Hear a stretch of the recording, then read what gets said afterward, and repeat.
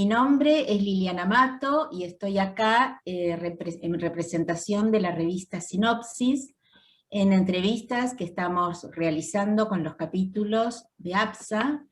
Y en esta ocasión, bueno, tengo el gusto de estar con un grupo de colegas muy queridos por mí y muy amigos, que es el capítulo de Interfase, Neurociencia y Psicoterapias.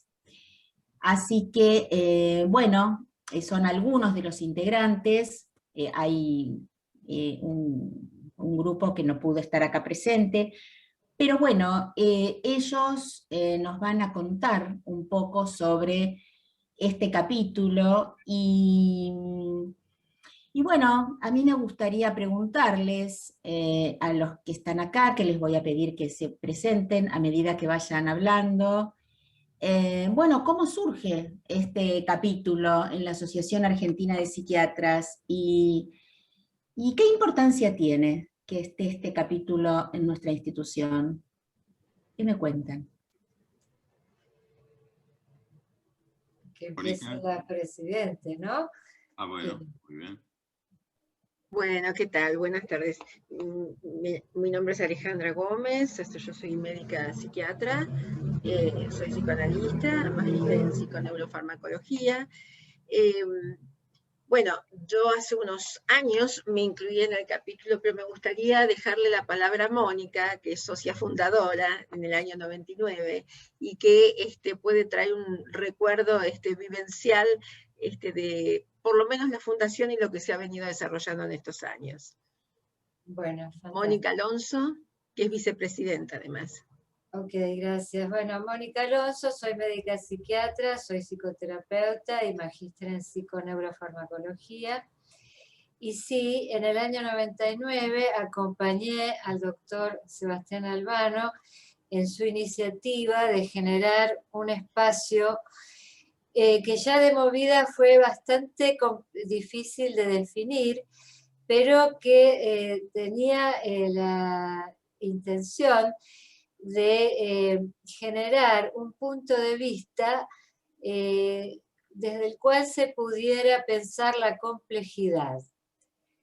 Esto arrancando desde nuestra experiencia clínica, donde, bueno, por nuestra preparación profesional, permanentemente tratamos casos en los que ningún recurso es suficiente y tampoco se resultaban de lo más eficaces las meras agregaciones de distintos abordajes. Todo eso nos llevó a pensar en que había que teorizar al respecto, siempre con el foco puesto en la clínica. En este momento en que el doctor Albano tuvo esta iniciativa, esto era sumamente novedoso, lo que existían eran posiciones muy polarizadas o recetas, digamos, como de super procesos o super abordajes que tampoco eran muy convincentes. Entonces, bueno, lo que él nos propuso fue un espacio para pensar justamente estas cuestiones tan difíciles y así arrancamos. Se fue sumando gente en el camino y desde hace ya muchos años el doctor Groisman es parte de este espacio, junto con el doctor Ángel del Guercio. Perdón, lo sé perfectamente, pero y bueno, y otros colegas, Mónica Yorzapel también es una colega que se ha unido a nuestro trabajo ya hace muchísimo tiempo. Las incorporaciones más recientes son las de la licenciada Mirta Vital, que ella va a contar a qué disciplina se dedica, y bueno, y la doctora Alejandra Gómez, que nos acompaña ya hace más de un lustro. No sé, Rafael, si querés agregar algo del tiempo fundacional. Sí, gracias, Mónica, y gracias, bueno, Liliana y a a todo el capítulo, los integrantes del capítulo. Yo me incorporé en realidad en el año 2006, ya había pasado, ya habían trabajado varios años, y me parece importante esto que señala Mónica, ¿no? Lo de poder ir construyendo un punto de vista desde la complejidad. Efectivamente, esto está en el artículo que Albano publicó en la revista Sinopsis, vale la pena por ahí revisarlo, ir a buscarlo, en el año 2006, Interfase Neurociencia Psicoterapia. En realidad en ese momento se llamaba Interfase Neurociencia Psicoanálisis, después el capítulo cambió su nombre también para poder incluir, acercarnos a otras formas de psicoterapia, ¿no? El artículo se llama Interfase Neurociencia Psicoanálisis, ya no somos tan pocos, y me parece que ahí, de nuevo, juntando la clínica, la teoría, la epistemología y la formación, es interesante lo que Albano cuenta desde su experiencia personal, ¿no? Él cuenta, digamos, cómo él se formó como psiquiatra en APSA, la Asociación de Psiquiatras Argentinos, y entonces escuchaba de pronto una clase con un profesor que hablaba desde un punto de vista estructural, otro profesor que hablaba más desde un punto de vista biológico, y bueno, y parecía, ¿no? Imposible, digamos, poder aunar o entrelazar variables en esta comprensión de lo humano, ¿no? Bueno, luego escribió Avatares de la Clínica con Armando Bauleo, y es interesante que después, digamos, la verdad que fue un libro pionero, porque luego después, tomando esta problemática de cuerpo, mente, ¿no? Cerebro, mente, etc., aparece a cada cual su cerebro, ¿no? De Magistretti y Ansermet, que muchas veces es puesto como el primer antecedente, y la verdad que el libro de Albano y Bauleo, bueno, le ganó ahí por un poquito, por unos meses, por un año, y es interesante ese antecedente. El capítulo, desde mi perspectiva, bueno, yo soy médico psiquiatra, psicoanalista, miembro titular de la Asociación Psicoanalítica Argentina, y también magíster en psiconeurofarmacología en Favaloro. Lo conocí justamente haciendo la maestría en Favaloro, y allí, bueno, hablando con Albano me contó de este capítulo, me interesó y me sumé. Soy también docente del instituto, acompaño a Albano más o menos también desde el año 2006, en la cátedra de neurobiología, en el instituto, cargo docente que también Mónica Alonso desempeñó previamente. Bueno, me parece que yo destacaría, digamos, la presencia del capítulo en cada uno de los congresos, por lo menos del año 2006 hasta hoy, son 15 años que pertenezco, son ya unos cuantos años, y me parece que siempre estuvo justamente tomando el leitmotiv del Congreso, bueno, cómo se ve desde la interfase esa propuesta.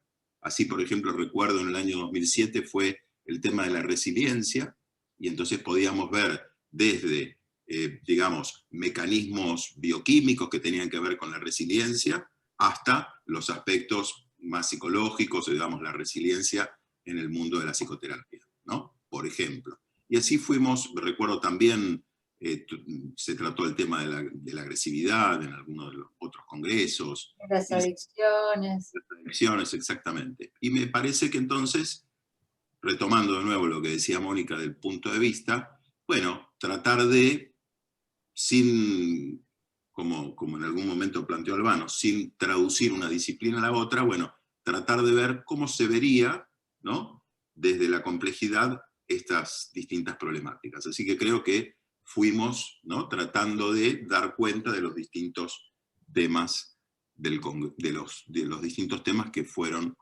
presentándose en los congresos. También lo hicimos, después en todo caso podemos retomar un poquito, digo para no tomar tanto tiempo ahora, pero podemos ver, bueno, justamente en el último congreso virtual, pandemia, etcétera, bueno, también tratamos allí de tocar, ¿no?, el tema del Congreso desde distintas miradas.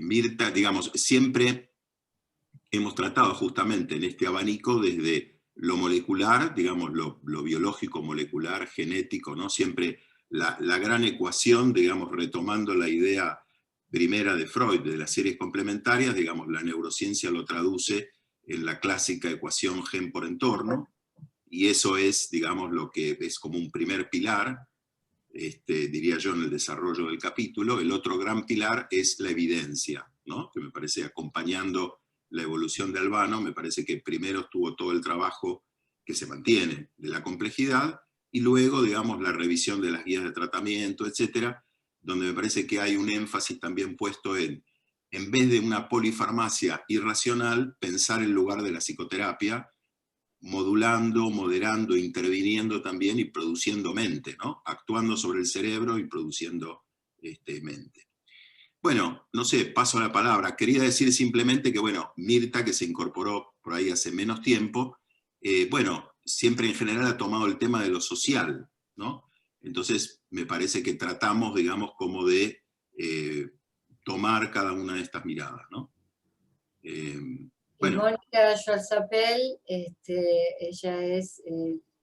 Mónica, ¿te querés presentar y decirnos? Sí. Sí, estaba tratando, mientras los escuchaba a ustedes, de recordar si sabía en qué año había entrado, pero tiene que ser antes del 2006 porque estaba desde antes que Rafael, pero no podría precisar cuándo. O sea que hace muchísimo tiempo. Yo soy psicóloga, también soy psicoanalista, ex miembro de la Asociación Psicoanalítica Argentina, y soy un máster en psicoinmunoneuroendocrinología de Favaloro, donde actualmente soy docente de diferentes carreras.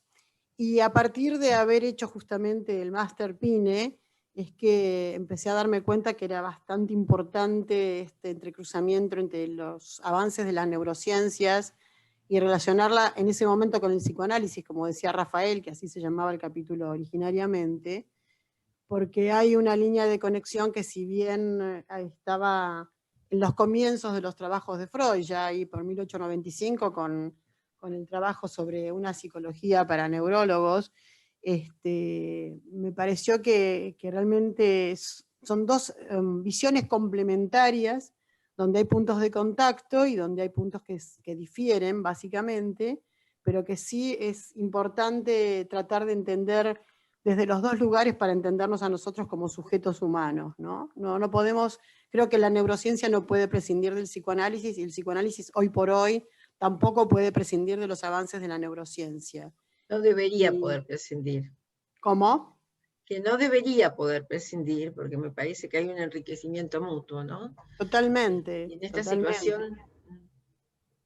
Totalmente. Y no solo a nivel académico, yo creo que en el trabajo clínico también, cuando uno estudia desde ambos lugares, creo que también se puede hacer una observación clínica diferente. Así que bueno, me quedé pensando, ¿no? ¿Cómo ven ustedes, digamos, este esfuerzo integrativo que vienen haciendo, ¿no? en este trabajo, y esta mirada desde la complejidad, digamos, en ya casi más de 20 años que tiene el capítulo, y por otro lado la experiencia docente que tienen ustedes? ¿Cómo ven las nuevas generaciones, digamos? Yo pensaba en esta mirada de la complejidad integrativa, digamos, si van viendo un cambio en las generaciones o no, digamos, porque las tendencias también, como lo opuesto a la integración, ¿no? Que sería como las miradas reduccionistas, son fuertes en las áreas tanto de la psiquiatría como del psicoanálisis, ¿no? Entonces, se me ocurría preguntarles si a lo largo de estos años ustedes ven algún cambio, algún progreso en esto o no. Yo quisiera decir en relación a esta pregunta de Lili, y retomando lo que yo dije al principio, que tenía que ver con lo histórico, que nos pasamos los primeros años, largos años, elaborando un marco epistemológico, digamos. No es que la cosa inició y siguió rodando con total facilidad, sino que siempre fuimos conscientes de lo difícil que estaba. No era una mera integración, no era una mera cuestión interdisciplinaria, tratábamos de pensarlo desde otros lugares. Y con respecto a lo último que preguntás, ahora van a contar mis colegas también, pero eso para nosotros es actualmente una pregunta. ¿no? Una de las inquietudes que surgió este año, Alejandra lo puede contar con más detalle, es las ganas que tenemos de tomar contacto con los colegas más jóvenes, precisamente para intercambiar y que ellos nos cuenten qué problemáticas enfrentan actualmente y cómo las piensan.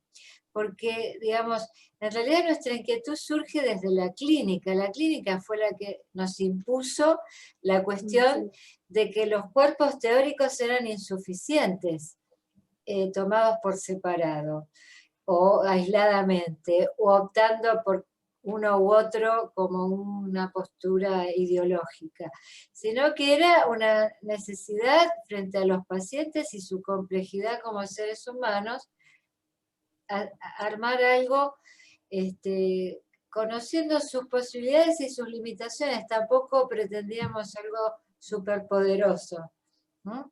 Así que bueno, Ale, si les querés contar, y Mirta después también nos puede...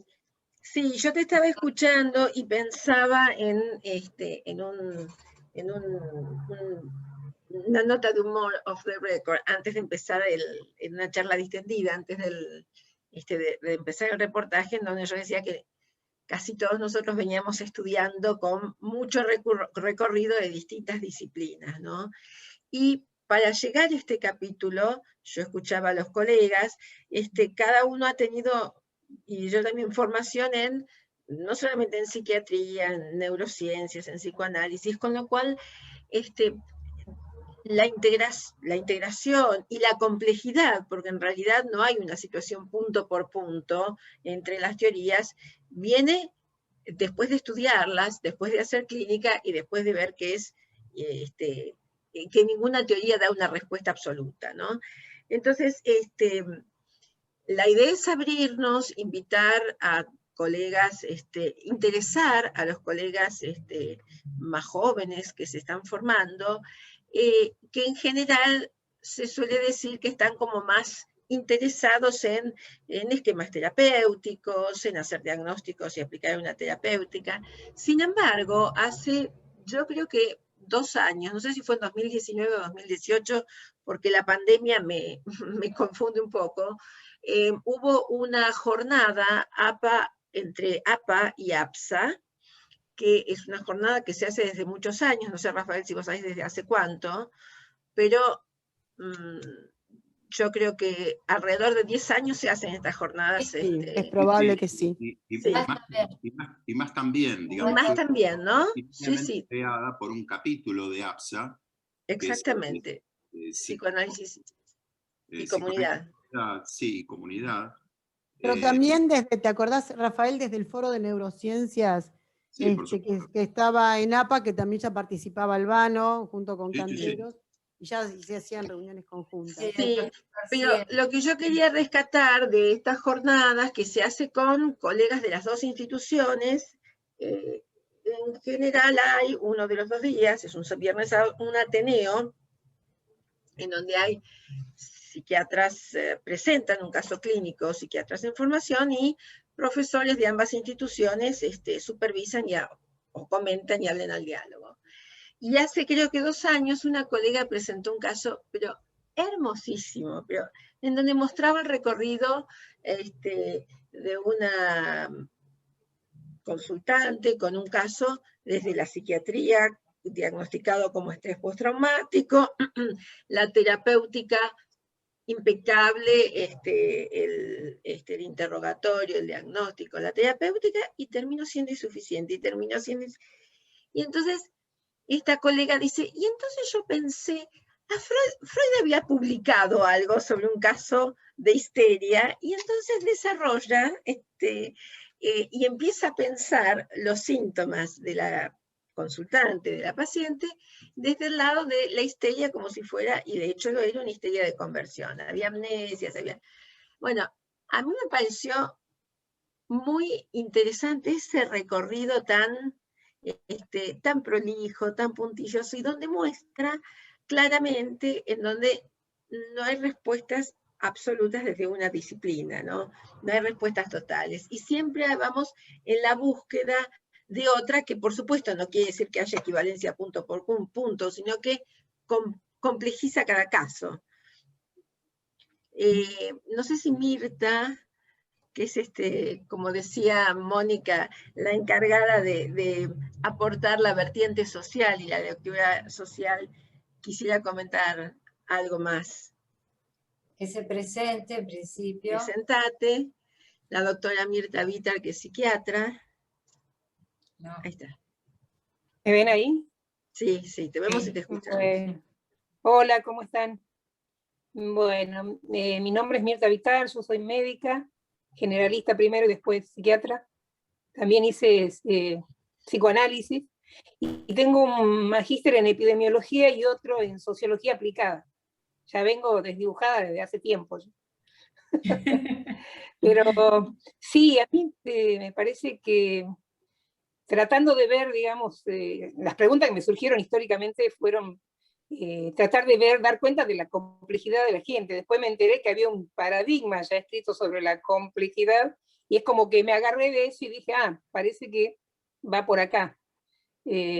Psiquiatra soy hace 10 años, o sea, es lo último que hice en mi vida, ser psiquiatra, digamos, específicamente psiquiatra, porque quería ser médica de nuevo, pero ¿por qué tantas preguntas venían a dar cuenta de que las personas a las que atendemos, los niños, adultos, mujeres, varones, todos están inscritos, digamos, si bien tienen un sustrato, un cuerpo real, un encéfalo, una mente, un lugar donde se desarrollan los procesos mentales, donde aprendemos, recordamos, pero también están las emociones, están los sentimientos, y también, siempre me pregunté, están los lazos sociales que van desde los más pequeños en el núcleo familiar, luego en la escuela, y a medida que nos desarrollamos en distintos campos, y está el campo de lo social.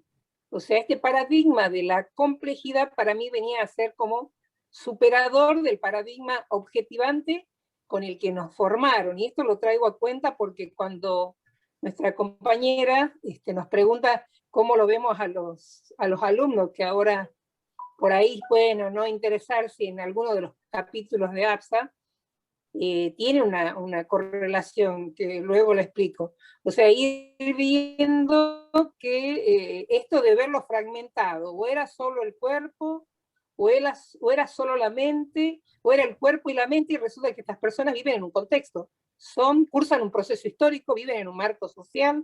Hay factores, no lo inventé yo, lo dice hasta la OMS, y han escrito ya hace aproximadamente 20 años todo lo que tiene que ver con el capítulo de los determinantes sociales de la salud, y no solo de la salud física, de la salud psíquica, de la salud en sentido amplio, digamos. Creo que el paradigma de la complejidad y el poder tener herramientas que provengan de distintas formaciones, ¿no? Porque hay algo que me parece que nos obliga a superar el paradigma de la complejidad, es la fragmentación. El ver a los individuos a veces separado, es la parte cuerpo, o es la parte mente, o es lo social. No, poder ver eso en un contexto, porque es lo que emerge en lo que nos trae la consulta y lo que va a servir como móvil, como carril cuando vamos al tratamiento, porque puede haber factores que pesen en un momento más que otro, pero todos los factores deben ir conjugados, y siempre incluso así nos va a quedar un margen de incertidumbre. Hay cosas que el devenir de la vida de todos nosotros planificamos cosas que a veces no se desarrollan, y eso que creíamos que teníamos bajo control todas las variables, por hablar desde lo epidemiológico, ¿no? Para que nos demos cuenta que siempre hay algo que va más allá de nosotros, afortunadamente, que nos permite un devenir un poco más interesante en la vida, que no es planificar desde punto de partida al punto de llegada. Obviamente que uno trata de que eso sea lo que emerja disfrutándolo, no sufriéndolo, y a veces nuestros pacientes vienen con el sufrimiento. Entonces, al tratar de dar respuesta a esto, corrernos o de los paradigmas objetivantes, o sea, solo lo biomédico, lo que es biológico, digamos, o lo subjetivante, solo la psicoterapia, el psicoanálisis, en sus múltiples formas, todos aportan. Evitar los reduccionismos que esto implica, y también romper con la fragmentación. Y yendo a la segunda pregunta que nos planteaba nuestra colega, es los estudiantes como nosotros vienen fragmentados por la forma en que nos educaron y nos formaron. La educación médica está parada en el paradigma flegneriano, que es totalmente compartimentado. Hacemos un ciclo básico, un psicoclínico, vamos viendo pedazos de cosas hasta que algún día lo integramos en un sujeto. Esto está en discusión también, ¿no? El tema de la formación médica, donde los pacientes, los estudiantes alcanzan a ver un paciente recién en 4º año de la carrera, es terrible, porque hay gente que se entera en 4º año y que no puede ver una gota de sangre y sale corriendo. O sea que esto también nos viene a dar cuenta que hay que invitarlos a que los chicos puedan tener una visión de la complejidad desde un principio, digamos, desde en su formación. Para eso nosotros creo que como adultos o como gente que ya ha transitado tiene quizás un poco de más experiencia en resolver la conflictiva o la problemática que nos traen los pacientes, hacer una lectura que no sea reduccionista y poder dar cuenta de distintos factores que influyen en el por qué emerge o la felicidad o el sufrimiento, ¿no? Esto creo que les pasa mucho a los chicos. Por ahí se quedan pegados, lo comentaban mis colegas, en querer tener la respuesta a través de un fármaco. Y es porque no, estamos muy acostumbrados a esto. No es que ellos Ahora, inventaron. en relación a esto que dice Mirta, ¿no? Del impacto de lo social en todo, digamos, o cómo esto impacta en las familias, en lo psicológico, en lo biológico.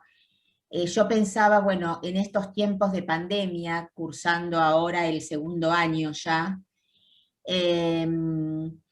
si hay algo en particular que ustedes querrían compartir de la clínica de ustedes en estos tiempos, digamos, de pandemia, de algunas... Yo de las querría cosas que se compartir pueden hacer. algo de eso. Sí. Perdón, te interrumpí, no terminaste tu pregunta.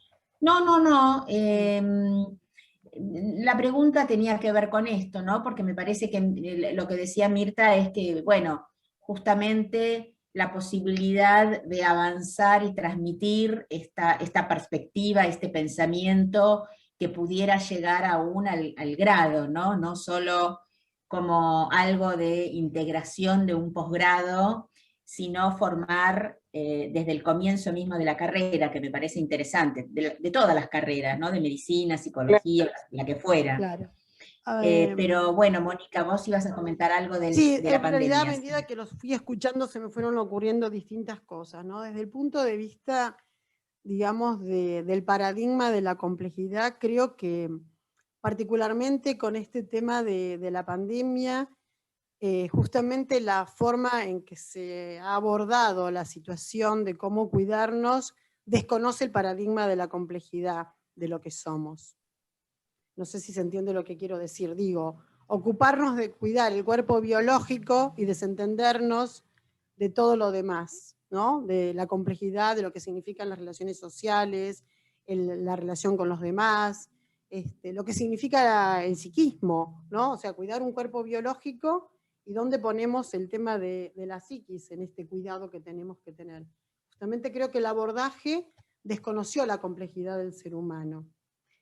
Es una opinión por lo menos, y además es una opinión personal. Que también creo, sí, personal por supuesto, sí. Pero también en algún punto, también por lo que veo en la clínica, porque en esto de tener que quedarse resguardando el cuerpo, por lo menos lo que aparece en mi consultorio, es muchas situaciones que están siendo ahora, digamos, tramitadas a través del cuerpo, ¿no? O sea, tramitadas a través del cuerpo, digo, a partir de sintomatologías de todo tipo, físicas, y a través de mucho trastorno de ansiedad y también muchos trastornos de pánico en gente muy joven. ¿Sí? De pronto he tenido reconsultas de pacientes míos, padres de adolescentes o de adultos jóvenes, que han desarrollado en este año y medio algún trastorno de ansiedad o algún trastorno de pánico que no tenían ningún antecedente previo al respecto, ¿no? No es que se suscitó ahora, pero ya habían tenido otros antecedentes. Con respecto, dejando de lado esto y con respecto a la formación, yo doy clases en 2º y 3er año de diferentes carreras de la Facultad de Ciencias Médicas de Favaloro. Y siempre doy temas relacionados a la psicología, obviamente. Y es interesante porque los alumnos casi como que desconocen que existe un psiquismo. Lo estoy diciendo de una manera un poco brutal, pero es lo que... Cuando uno le empieza a dar material y a hablar de cómo funciona el psiquismo, qué significa el inconsciente, las producciones que tienen que ver con los sueños y demás, es como si uno estuviera hablando de algo absolutamente desconocido, pero a medida que se van adentrando y a medida que uno intenta mostrarles que eso tiene que ver con todos nosotros, o sea que lo que uno explica forma parte de cada uno de nosotros y de nuestra vida, empiezan a interesarse, y me ha pasado ya muchas veces, que los alumnos dicen, ¿por qué no podemos aplicar esto a lo largo de toda la carrera? ¿Por qué no podemos pensar en diferentes instancias de la carrera lo que tiene que ver con la salud mental, con el psiquismo, con la formación del psiquismo? Entonces, a lo mejor también tiene que ver con lo que la facultad ofrece, ¿no? Con lo que la formación ofrece para mostrar cuál es la integración del cuerpo con la estructura de nuestra mente, y cómo la estructura de nuestra mente y la de nuestro cuerpo están íntimamente relacionados, no son dos cosas que van cada una por separado. Y los alumnos que logran engancharse realmente se sienten como muy satisfechos porque es como si hubiesen incorporado y se hubiesen podido integrar, no una cosa académica, sino ellos como personas, ¿sí?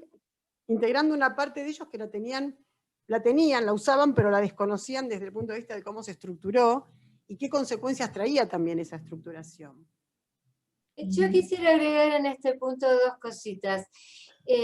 Primero que además de que todos compartimos la experiencia de nuestro contacto con las nuevas generaciones, que todos compartimos la condición de docentes, y desde ese lugar nos comunicamos todos en forma individual con distintos grupos de jóvenes profesionales.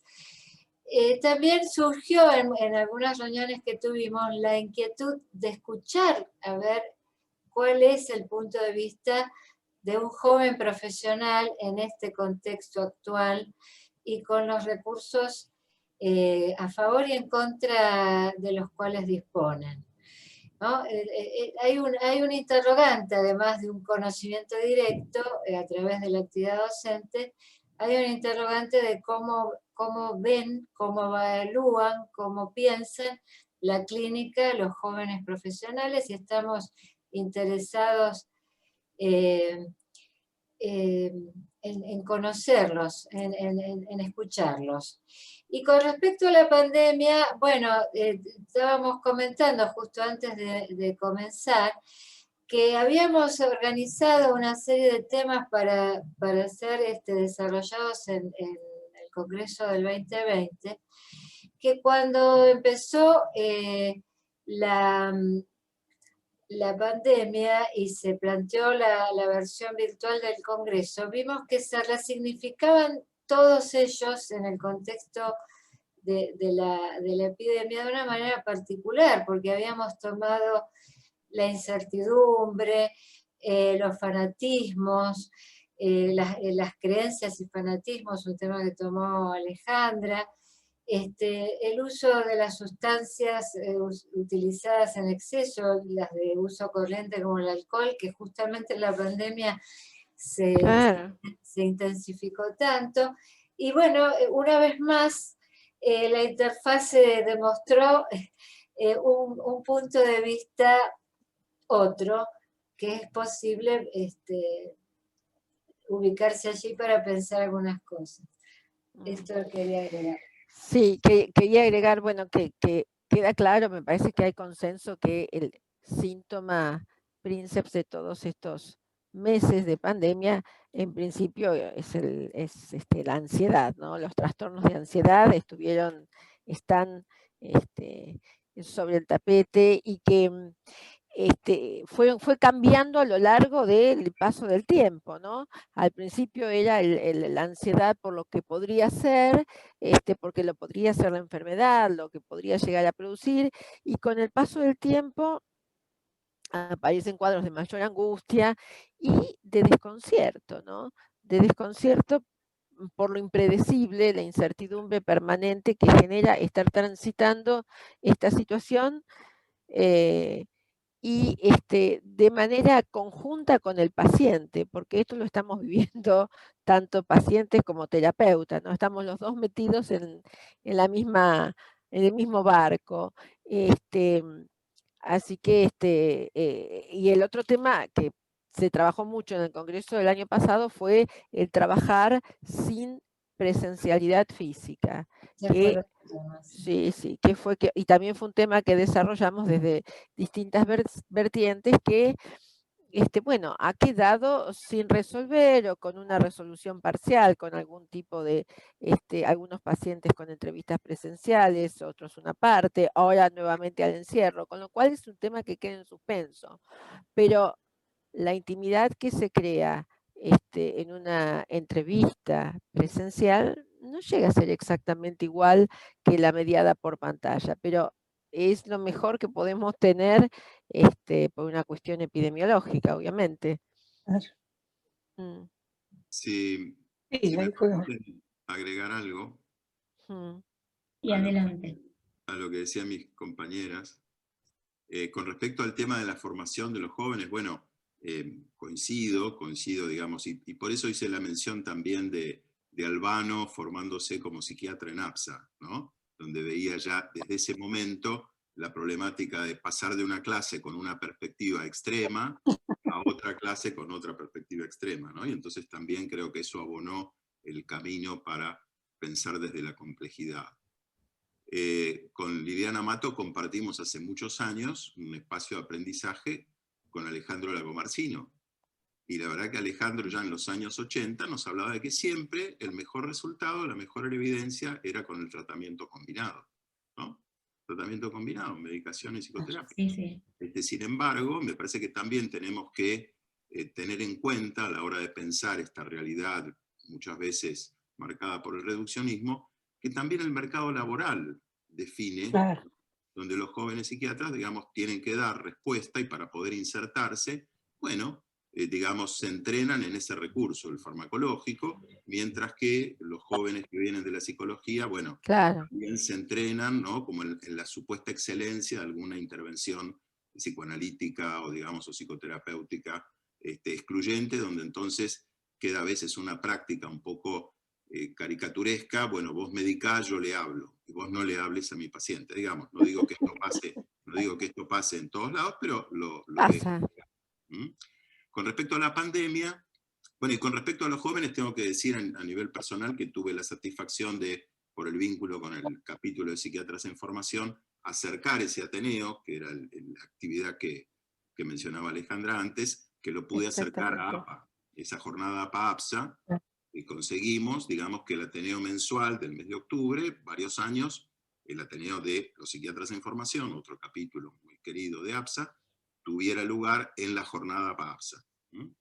Que me parece que también a la hora de pensar es interesante esta función que está cumpliendo Liliana desde la revista, ¿no? Me parece que está bueno seguir entrelazando los distintos capítulos. Con respecto a la pandemia, ya Mónica mencionó, y otras compañeras también, el aumento de consumo de sustancias. También el tema, Alejandra mencionó el tema del tratamiento por pantallas. Bueno, el gran estímulo de las pantallas, que para dar un poquito de algún elemento más desde la interfase, ha alterado patrones de sueño. La pandemia alteró patrones de sueño. Han aparecido mucho más actividad onírica aparentemente, o por lo menos referencia de sueños. Las pantallas también perturban el ritmo de sueño. Y también se alteraron patrones, ¿no? Con respecto a la conducta alimentaria. Creo, Liliana, coincidirías conmigo, ¿no? Digamos, Sí. comer de peso, comer a cualquier hora. Bueno, con respecto a la incertidumbre, en ese sentido, algunos consejos como medio prácticos son, bueno, justamente tratar de recuperar rutinas, ¿no? Hay un muy lindo video que circuló el año pasado, que era algo así como, bueno, sentirnos que estamos como en una especie de cápsula espacial, que estamos como en una misión y que nos estamos preparando para volver mejor de lo que salimos. Y entonces ahí el asunto era mantener muy prolijamente nuestro espacio, ¿no? Con ejercicio, recreación, alimentación, recreación y algún área creativa, ¿no? Digamos, me parece que una de las cuestiones de la pandemia también ha sido el aburrimiento. Bueno, no hay nada para hacer. Y entonces, bueno, el desafío es ver qué podemos encarar de creativo, ¿no? Creo que también poder infundir esperanza, ¿no? Me parece que esto también. Neuroplasticidad, concepto. Sí. Sí, no, y esperanza Es un No, no, desafío a nuestra posibilidad de adecuación, ¿no? Claro. Claro. Yo creo que la pandemia, ¿se me escucha así? La pandemia fue como una lupa que amplió la luz sobre muchas situaciones. Situaciones individuales, situaciones grupales, los sistemas de salud. Yo la verdad que creo que la compañera Mónica hace un rato decía que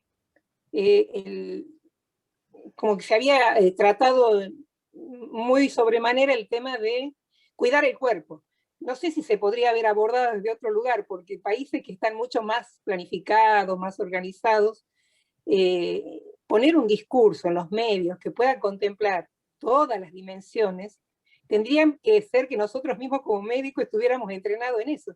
Ni siquiera nosotros, los médicos, estamos entrenados a discursos integradores.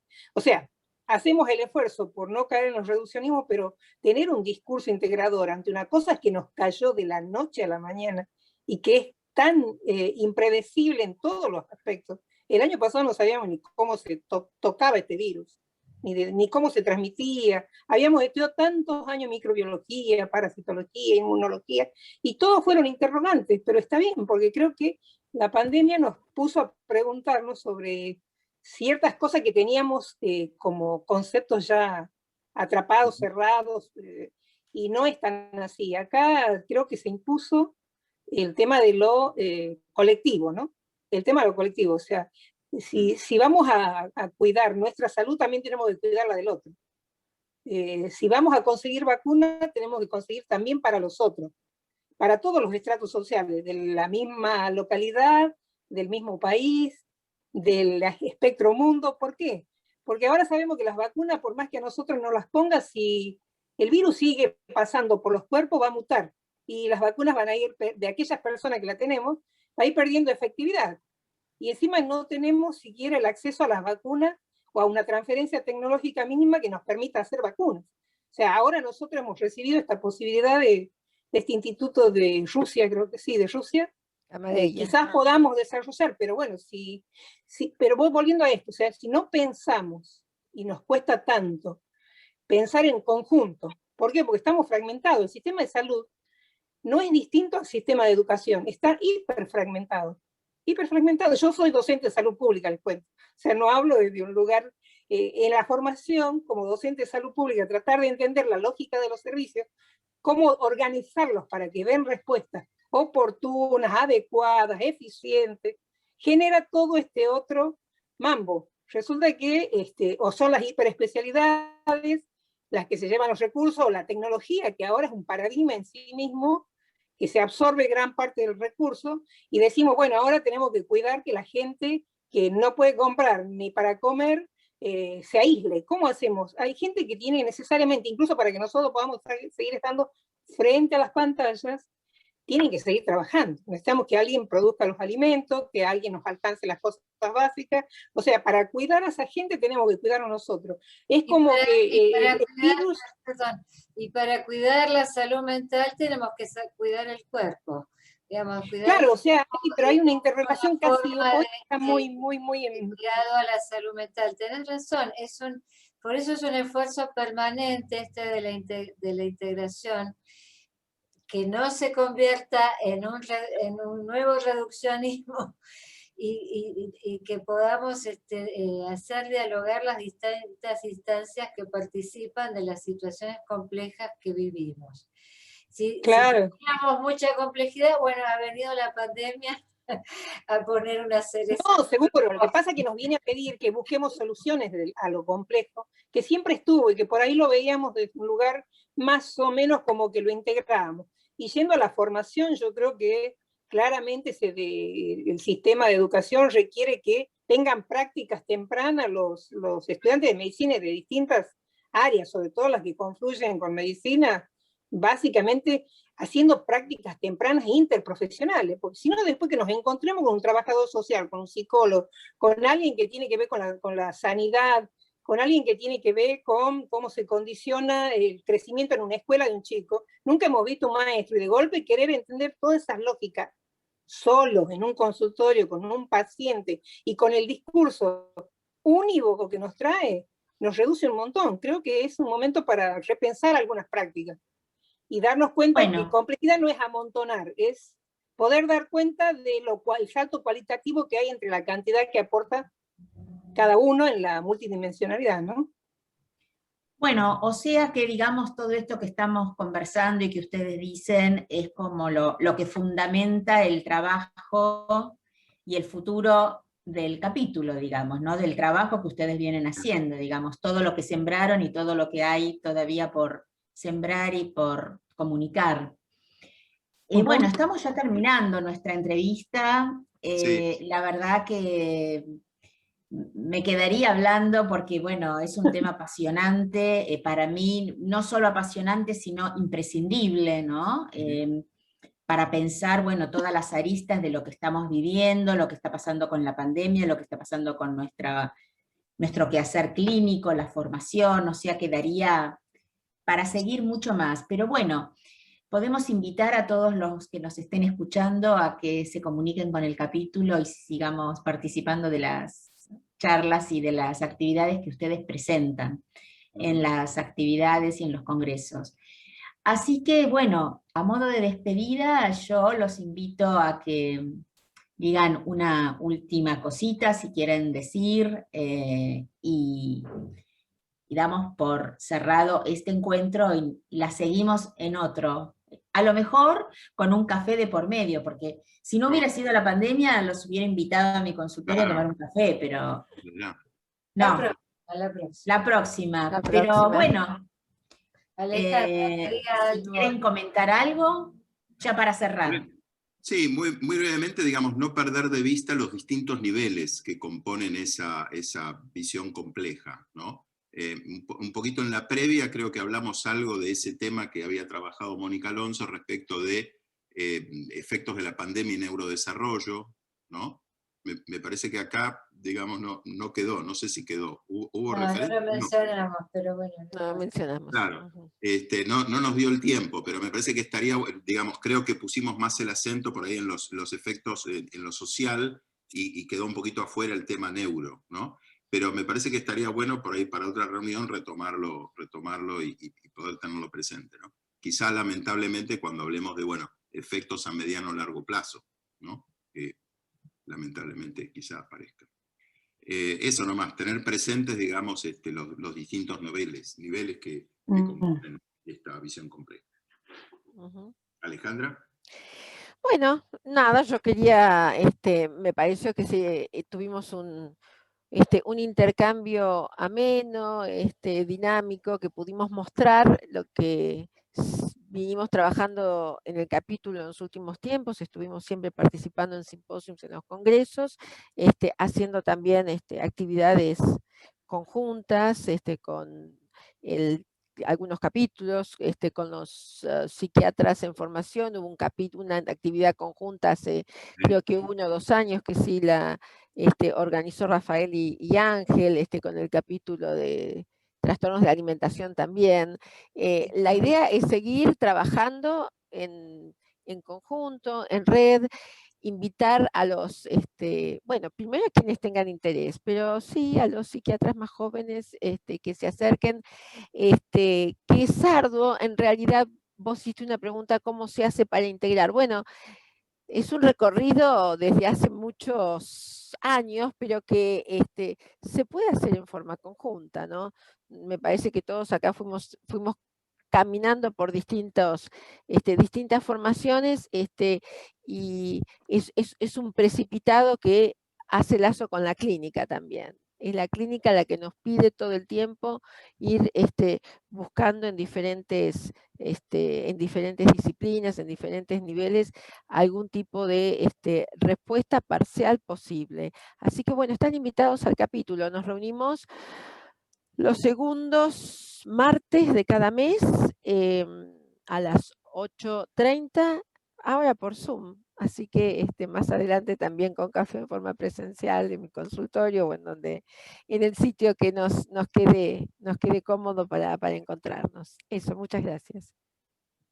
Gracias, Liliana, por la Gracias, convocatoria. Gracias, compañera. Muchas gracias, Liliana. No, muchas gracias. Bueno, muchas gracias a ustedes y bueno, nos vemos la próxima. Muy bien. Muchas gracias. Chao, gracias. Hasta luego. Gracias.